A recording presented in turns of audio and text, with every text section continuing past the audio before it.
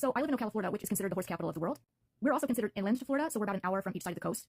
We're generally considered an evacuation area for horses as well as for people in the rest of the state who live on the coast or anywhere else in the state of Florida that might be impacted by hurricane.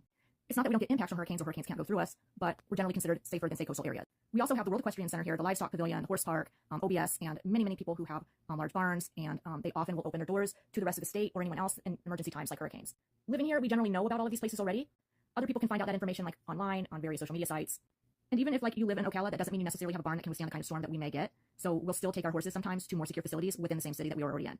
Sometimes what happens in emergency situations, though, is that people start reaching out to the equestrian community and they'll be like, hey, if you need a place to keep your horses, you can bring them on up here to us. I've had people reach out from Illinois, I think Maryland, and a few other places that said, hey, we'll take your horse if you need to get your horse out. So those sometimes are options too. I've never used those options, but they're sometimes available to us as well because people tend to be extremely generous.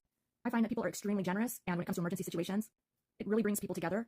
And you'll often see the heart of humanity in those situations when they reach out and offer you accommodations for sometimes yourself as well as your horse. But anyways, we were lucky enough to have this facility here in Ocala, and that's where we were able to take him to ride out this hurricane. Hopefully won't be